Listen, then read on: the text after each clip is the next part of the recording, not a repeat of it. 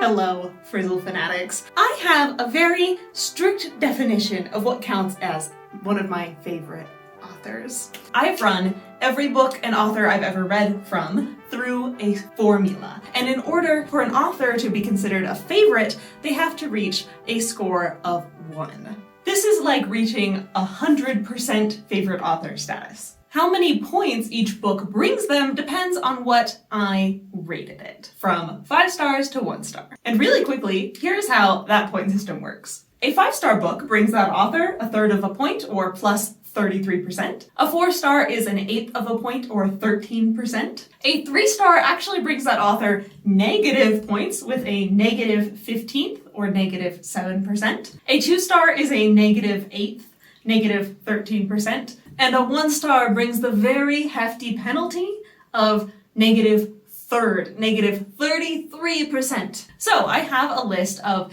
these favorite authors that have reached a score of 1 or higher. And if you want to hear me talking about all that, I've got a video breaking them all down. This video is my quest to find a new favorite author, because I've got this pool of candidate authors that are 1 5-star away from becoming a favorite author, where their score is 0.67 or higher, but they haven't quite reached the score of 1 that will bring them into the favorite author camp. And that is who I'm going to be reading books from today. I'm going to be reading books from Ben Aaronovitch, Heather Fawcett, and Ilona Andrews. And if there are any 5 stars in this video, I get to claim a new favorite author. So let's go. So our first favorite author candidate is Ben Aaronovitch. Here's his current score.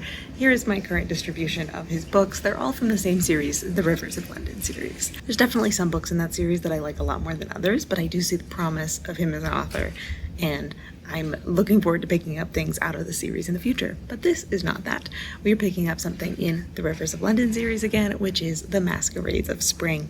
I've been super excited to get into this book because just like skimming the blurb a few months ago, I realized that this book centers one of my favorite characters of the whole series, which is Thomas Nightingale. In the main series, his role is like a mysterious mentor. He's kind of like a semi-immortal wizard who's very cool and collected and a great mentor figure, but also very mysterious. So like, here, a book with his backstory. Yes, please. This book takes place in New York in the 1920s. It's very much exploring the jazz age and the jazz scene in the area, which is so cool. Every time this book like mentions a song, I go look it up and listen to it. It's so fun. I love that. But this book is not actually following Nightingale, my favorite character. This book has a terrible, boring, annoying protagonist that I hate. And then Nightingale is just like a side character, like honestly a very minor side character who's barely gotten any lines or anything. Like the only thing so far that I've learned about Nightingale is that he was a jock in school, and I'm like, I really don't care. I want to know him. I want to know his secret backstory. At this point, I am 84% into this book.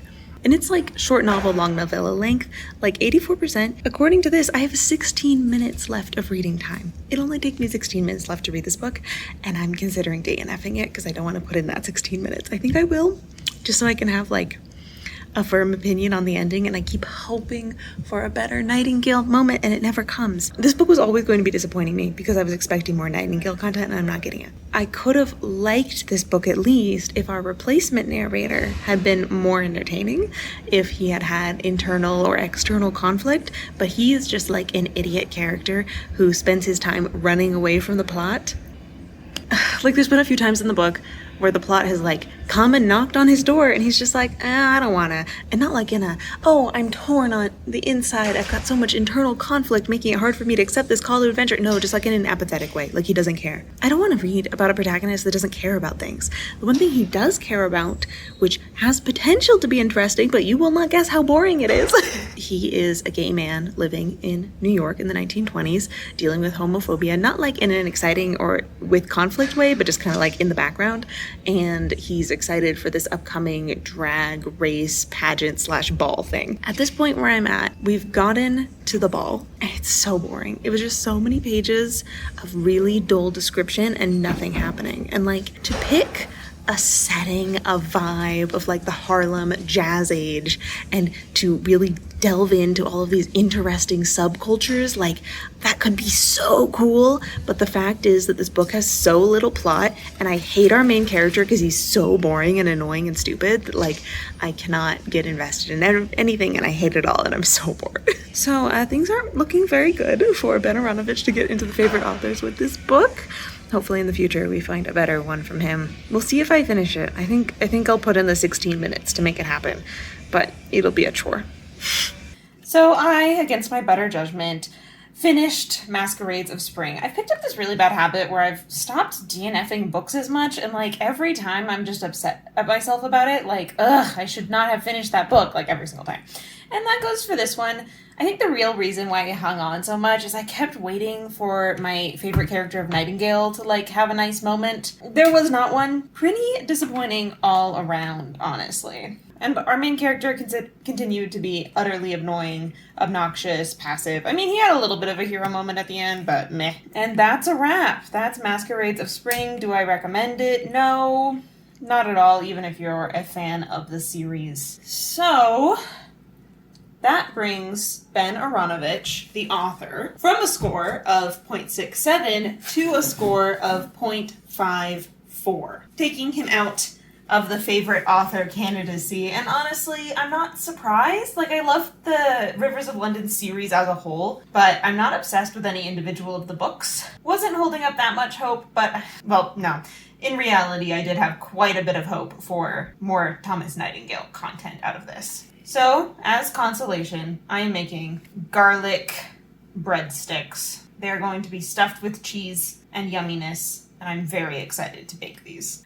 The next favorite author candidate is Heather Fawcett. She's currently sitting at a score of 0.79. I have only read 3 books by Heather Fawcett, and she's already achieved favorite author candidacy. The 2 5-stars are from the Emily Wilde series, and the 4-star I found in a previous episode of favorite author candidates. So I'm very excited to pick up another book by her, and I've chosen Even the Darkest Stars. This is a YA fantasy book. It's got a really interesting setting where it's set in kind of like a Himalayan mountain setting, where our protagonist is the daughter of the local chieftain, and she's the apprentice to the local sorceress, but she's not very good at magic. What she is good at is adventuring, and she has dreams of becoming an adventurer who travels across the land. And then the plot kicks off when a royal adventurer sent by the king comes in to try to map out this distant mountain peak. And then she becomes this professional adventurer's guide, along with a group of other helpers that all come along. And okay, so this is really disappointing to me. I'm currently 30% into this book, and it's so boring. And like, the other books I've read by this author weren't like super fast-paced or plot-focused, but what they did have was like a character that I loved so much at the center of everything, so I could hold on to that character that I loved so much and love the book. But this, like, the main character is boring. I don't care about her. And so the entire book is boring because, like, the plot isn't super fast-paced or well-constructed. And, like, this book keeps throwing new characters at me. I think at this point we have, like, 3 love interests for our main character, if I'm thinking about that right. I might not be able to track all these characters because there's been a lot. And like, I can't do it anymore. And part of me wants to push through this book because it's from a favorite author candidate. The chance of it getting better is actually pretty good. But then I think about the book I just finished, Masquerades of Spring, that I wish I had DNF'd and I didn't. So I think I'm going to give up on this one. I do not think I'm going to continue to read Even the Darkest Stars. It's got interesting world building, but boring characters, boring plot. I'm not invested, I'm confused. So that's where we're at. This 2-star brings Heather Fawcett down to a 67%, which is still a favorite author candidate. She is still 1 5-star away from becoming a favorite author, and I do plan on continuing to pick up her books because I think there's a lot of promise in her work. And I'm excited to find the books that click better with me in her bibliography because she's got quite a few books in her backlog and more coming out every year.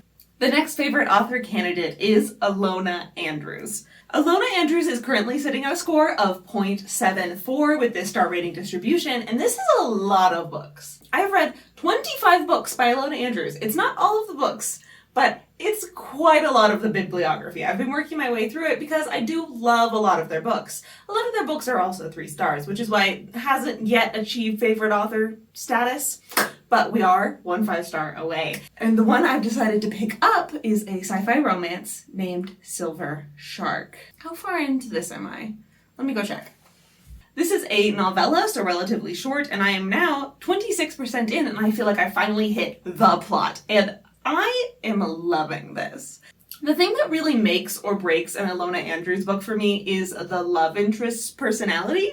This author really loves the domineering alpha-type hero archetype, which I don't love. In some circumstances, it can work for me, and I do think Ilona Andrews does do it okay. Like it could, I've seen it a lot worse, right? But it's so hard for me to give a book 5 stars if the love interest is domineering and controlling, you know? So I think I finally met the love interest here in this book, 26% in, and like, I'm liking it. He seems like a nice guy who's not overly controlling and like, yes, yes. Okay, but we've only just met him. So really who I can tell you about is our heroine. She is a high-powered psychic. She's been working for the military all of her life in a very restrictive society. And then suddenly her side loses the war and she gets deported, and she is hiding her psychic powers from the new government because she's worried that she won't be able to immigrate if they know that she's a powerful psychic. So she's on the new planet, has a lot of culture shock where she's from a planet that's very military focused, that's very minimalistic and poor, and everything goes towards the war effort. And now she's on a planet that's like full of life and color and people just like dyeing their hair. What a waste of resources. And as part of her refugee status, the government of this new planet is setting her up with job interviews. And if she fails too many of them, they will deport her. Stakes are high. Stakes get even higher, where the first job interview she's given to is for a psychic security firm. And she is still hiding the fact that she's a psychic at all. And she's trying to fail the job interview because she doesn't want to be working for psychics,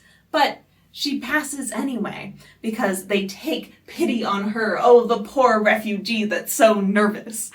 And now she's a secretary, a personal assistant for the CEO of this powerful psychic company, who's a powerful psychic himself. But it's implied that she knows that she's more powerful. And now we've set up this beautiful dynamic where she is trying so hard to hide her real self, because if she's caught, she's going to be deported, she might be killed, all these things. And then our hero is just trying to help, is just seeing her as like, oh, this poor refugee who needs a job. Yeah, of course we'll hire her. So I'm super invested in how this is all gonna turn out. I hope for awesome slow burn romance. I hope for awesome action scenes. I think we're gonna get it all. Honestly, predicted rating right now, honestly, 4 stars. But I'm still hoping for a 5, obviously. But it's definitely going well. Best book of this video project by far. And I finished Silver Shark. What did I think about it? I really liked, as we went, we developed a new plotline that was, as our heroine is a refugee on this new planet, a lot of her neighbors are also refugees from her same hometown. And because on her homeworld she was dangerous assassin girl who never got to like stay at home or socialize with her neighbors, she doesn't really know them and they're pretty scared of her because of her reputation. But then as they're all thrown together in this unusual new planet, they start relying on each other and helping each other more. And I thought that facet of this story was really fun and well done. The tension in this story of, oh no, is her boss going to figure out that she's secretly a powerful psychic? That was also strung along very well as they get to know each other more, as he starts flirting with her, and she kind of wants to flirt back because he's really hot, but also knows that the relationship could never work out. I was loving all of the build-up, and then I felt like this book in the last few chapters felt so rushed, where everything got its conclusion so quickly and then nothing. And it really felt like this book could have done wonders with like 50 or even 100 more pages.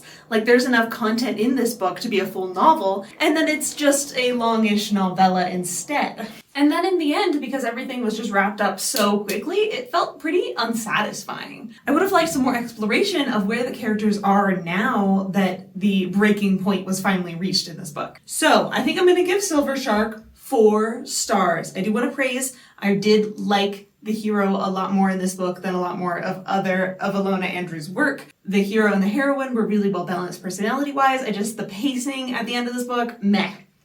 So that brings Ilona Andrews from a score of 0.81 to 0.93. So not quite yet into the favorite author camp, but there has been progress made to it, and so much progress made that Ilona Andrews is not only 1 5-star away from becoming a favorite author, but also 1 4-star away from becoming a favorite author. So the chances are looking pretty good, and we'll see how that pans out. So in this video, we got a 2-star, which brought the author out of the favorite author candidates, a 2-star, but Heather Fawcett is still in the favorite author candidate pool, and a 4-star, bringing the author up, but not quite enough to become a favorite author. So that leaves this as the list of our current favorite author candidates. Who should I read from next? And I highly recommend this video next, where I'm trying to find a new favorite author. Thank you for watching.